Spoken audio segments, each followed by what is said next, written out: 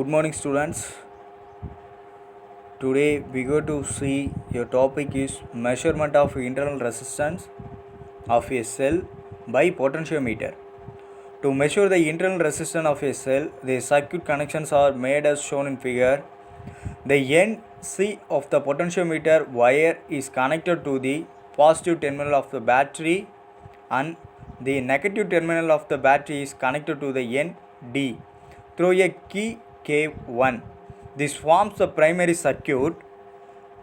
The positive terminal of a cell epsilon, whose internal resistance is to be determined, is also connected to the NC of the wire.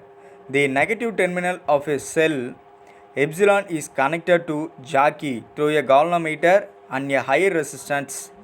A resistance box R and key K2 are connected across the cell epsilon.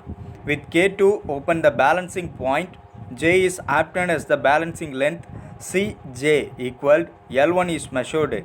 Since the cell is open, the circuit of EMS is epsilon is directly proportional to their length L1. Here, a suitable resistance we can take the for 10 ohm resistance is included in the resistance box and key K2 is closed. Let R be the internal resistance of the cell, the current passing through a cell, and the resistance R is given by current. We calculate the current value I equal to epsilon divided by R plus R. The potential difference across R is, we denote the term for the potential difference V equal to epsilon R divided by R plus small r. When this potential difference is balanced on the potential wire, let L2 be the balancing length. Then epsilon R divided by R plus R directly proportional to L2. Here from the equation 2.62 to the 2.63, R plus small r divided by R equal to L1 divided by L2. 1 plus R divided by R equal to L1 divided by L2. We taken a common term for the R. Remaining we take for the internal resistance R equal to R into L1 divided by L2 minus 1. So our internal resistance R, it become cross multiplication. The L2 minus 1 in cross multiplication, we take an LCM for the L2 divided by L2.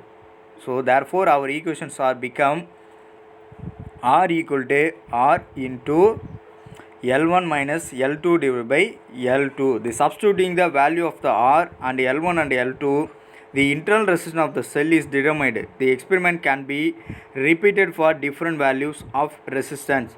We changing the resistance value.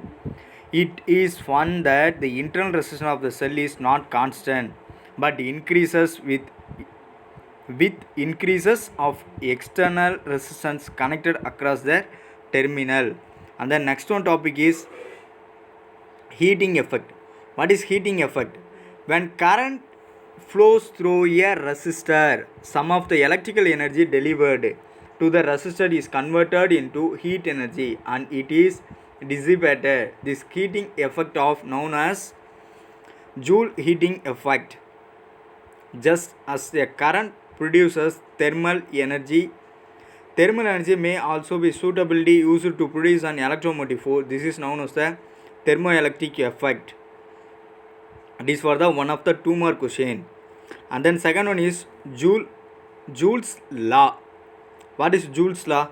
If a current I flows through a conductor kept across the potential difference V for a time t, the work done or electric potential energy spent is W. We denote the work is W equal to Vi and T. In the absence of any other external effect, this energy is spent in heating the conductor. The amount of heat H produces is H equal to VIT.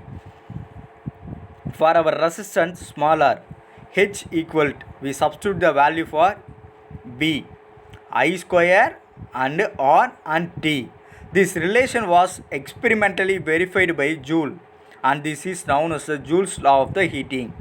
It states that the heat developed in a electrical circuit due to the flow of current varies. It directly has the square of the current. It directly to the square of the current and the resistance of the circuit and the time flow. Thank you, students. Today we see the topics are measurement of internal resistance of a cell by potentiometer and the heating effect, and what is the heating process and Joule's law. You copy your classwork note, and if you have any doubt in asking to question to me, okay? Thank you.